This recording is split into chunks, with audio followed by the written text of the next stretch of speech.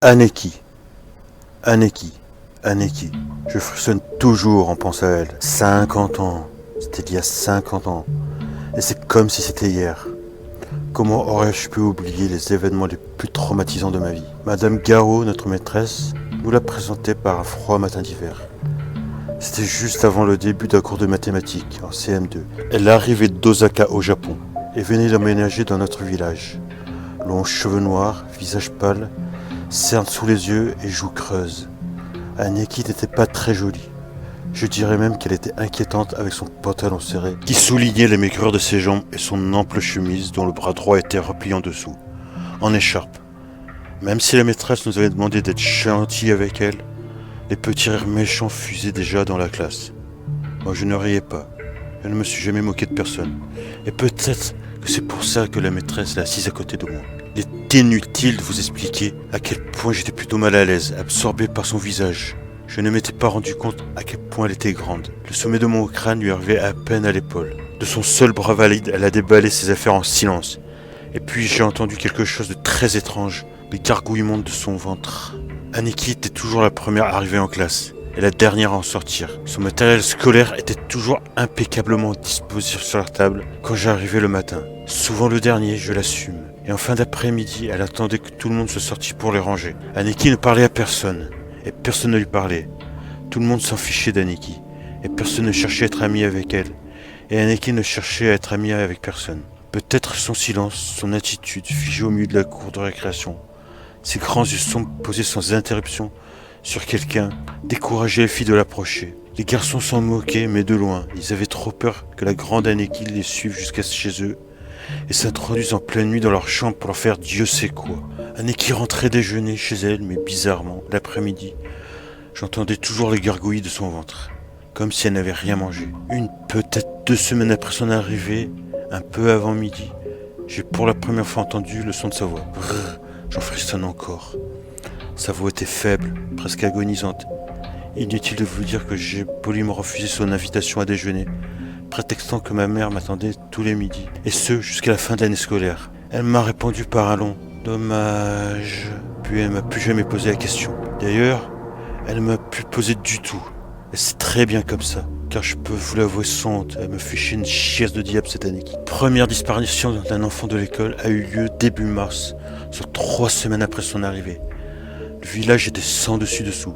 La jeunesse victime était au CP, une jolie petite blonde rondouillarde, la meilleure copine de ma sœur, Noémie. On a retrouvé son corps quelques jours plus tard, dans le bois proche du village. Enfin, on a juste retrouvé des os cassés, mordillés ou sucés. Une sorte de couvre-feu a été déclaré pour les enfants avec ordre de ne plus sortir de chez eux après l'école. Les jours qui ont suivi l'enlèvement de la petite fille ont été vraiment pesants. Tous les rires des enfants semblaient avoir quitté l'école. Les parents avaient le visage fermé. C'est à ce moment que j'ai commencé à me douter de quelque chose, quand j'ai aperçu le petit sourire en coin de Aneki. Elle qui n'avait jamais souri avant la disparition de la fillette semblait plus heureuse. En plus, je faisais une fixation sur son bras sous sa chemise. Dès que je pouvais, je regardais cet endroit. Parfois, j'apercevais un bref mouvement. J'avais l'impression que de petits doigts ou de petites griffes glissaient sous sa chemise. Parfois, elle sentait que je l'observais et tournait brusquement la tête. Ses yeux sombres étaient effrayants, mais je lui faisais toujours un petit sourire pour la rassurer. En tout cas, je ne voulais plus rester à côté d'elle, car je commençais réellement à me faire des grosses crises d'angoisse. Plus, je trouvais que ses vêtements dégageaient une odeur de terre mouillée. Je pensais qu'elle couchait dehors, ou bien dans une maison humide. Mais peut-être je me faisais des idées. Peut-être mon cerveau gambergeait trop depuis la disparition de la petite. Ma mère a fini par obtenir mon changement de place. David, mon meilleur pote, a pris la mienne et s'est retrouvé à côté d'Aneki. Mais je n'étais pas mieux loti, puisque je me suis retrouvé juste devant elle. Inutile de préciser qu'au final, j'aurais préféré rester à ma place d'avant, car Aneki, dans le dos, n'avait rien de rassurant. Dès que je sentais des picotements dans mon dos, les frissons parcouraient ma colonne vertébrale. Et je m'attendais à ce que cette mystérieuse main droite m'attrape la nuque et m'arrache le vertèbre cervical. J'en faisais de terribles cauchemars. Quelques jours après mon changement de place, je me suis rendu compte d'autre chose. Je n'entendais plus gargouiller son ventre. L'aspect d'Aneki avait changé. Son teint était plus rosé et les cernes noires sous ses yeux avaient disparu. Même David avait remarqué ce changement. Et comme on n'a pas trouvé ça normal, on a décidé de l'observer avec plus d'attention. Depuis la mort de la petite, Anneki avait aussi changé ses habitudes. Au lieu d'être plantée comme un totem en plein milieu de la cour, elle passait le quart d'heure de la récréation dans les toilettes des filles, que ce soit le matin ou l'après-midi. Ce n'était pas normal de rester aussi longtemps aux chiottes, comme ce n'était pas normal de rester aussi longtemps au milieu de la cour à observer les autres. Un matin, on l'a vu regarder partout avant d'entrer dans les toilettes.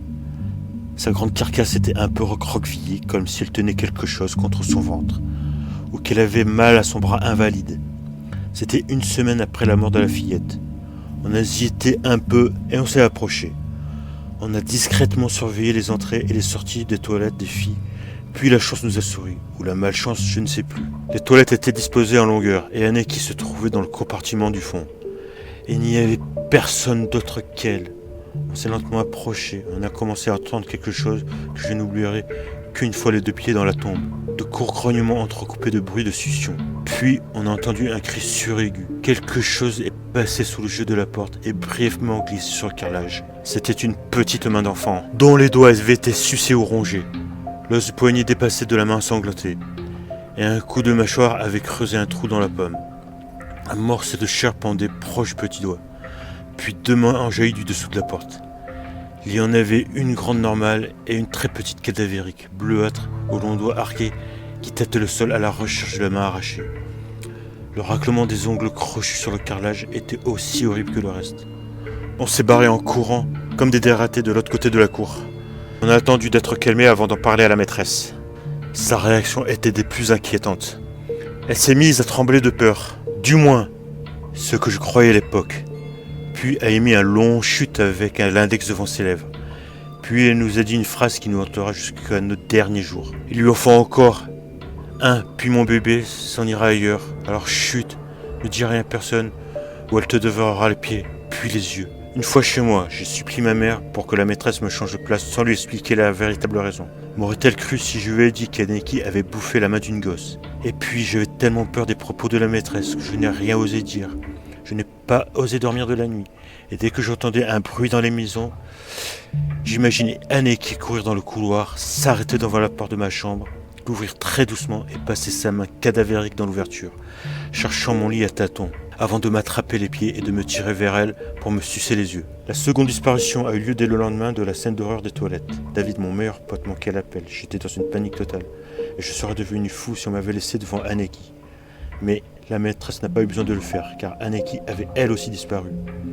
Et j'ai dit tout ce que je savais à la police, autant sur mes découvertes que sur les propos de la maîtresse. J'ai raté la classe pendant plusieurs mois, comme la maîtresse d'ailleurs, pour dépression, selon la thèse officielle. J'étais très malade, je voyais Anneki partout, dans le couloir, dans ma chambre, dans mon placard, sous mon lit, derrière moi. J'avais continuellement l'impression de sentir sa petite main cadavérique me gratter le dos, les cheveux ou l'arrière des cuisses. Et puis, avec le temps et l'aide d'un psy, cela s'est un peu calmé. Anneki n'est jamais réapparue, du moins pas dans mon village. D'autres disparitions ont lieu dans la région. D'autres enlèvements, d'autres meurtres sordides avec des cadavres d'enfants déchiquetés ou carrément dévorés. Les rumeurs allaient bon train et toutes les bêtes du folklore breton, celtes, irlandais ont été citées. Ce que je trouve étrange, c'est que personne ne parle des légendes japonaises. En tant que victime collatérale, j'ai eu accès à un dossier à ma majorité. Dès les premières lignes, je n'ai pas cru ce que je lisais. J'ai cru qu'il s'agissait d'un autre rapport. La principale accusée dans l'histoire était Madame Garot, mon ancienne maîtresse. J'ai dû m'asseoir pour lire la suite. Madame Garot était une jeune veuve de 40 ans. Pendant des années, elle avait essayé d'avoir un enfant avec son mari, sans succès, du moins pas d'un certain point de vue. D'après le rapport, le couple aurait fait un court séjour touristique au Japon, 9 ans plus tôt. Madame Garot serait revenue enceinte et sans son mari, mort dans des circonstances tragiques et non élucidées. Un meurtre suivi d'une éviscération et d'un dépeçage. Quelques mois plus tard, elle a fait une fausse couche et a perdu le bébé. Une fille, d'après le rapport médical. Les flics ont perquisitionné chez elle, et si à l'intérieur de sa maison était dans la norme avec son petit jardin et sa façade de briques, l'intérieur était immonde. Cadre de travers, sur des murs jaunâtres, carrelage cassé, canapé éventré, et meubles en piteux état. Sur toutes les photos, une m'a particulièrement choqué. Une chambre d'enfant avec un lit dont 2 pieds étaient cassés, ce qui le faisait pencher d'un côté. Dessus, même si c'était assez sombre, j'ai remarqué la silhouette d'une grande poupée. Je l'ai aussitôt reconnue. Cette poupée était le cadeau d'anniversaire de ma petite sœur. Ah là, cette pauvre petite fillette disparue en premier. C'est à ce moment que j'ai compris une chose horrible. La main qu'Aneki dévorait dans les toilettes devait sans doute lui appartenir. Ma petite sœur Noémie m'a téléphoné ce midi. Elle était morte de peur. Sa voix tremblait. Elle a balbutié que la poupée était réapparue dans les bras de sa fille ce matin. J'ai trouvé ça tout à fait normal qu'Anaïs amène sa poupée pour déjeuner. Mais Noémie m'a affirmé que cette poupée ne lui appartenait pas, que c'était la poupée de sa camarade disparue il y a un demi-siècle. Au début, je ne l'ai pas cru. Je lui ai dit qu'elle faisait une erreur, qu'après 50 ans, il ne devait pas rester grand-chose de ce jouet. Elle m'a alors fourni un détail qui m'a fait froid dans le dos. La main droite de la poupée avait été arrachée et remplacée par une autre, bien plus maigre et d'une couleur bleuâtre. Il est 23 heures. J'ai passé la journée dans la chambre d'hôpital. J'ai peur de sortir. Je me sens oppressé. J'ai le dos et les cheveux qui me démangent. Je n'arrête pas à me gratter.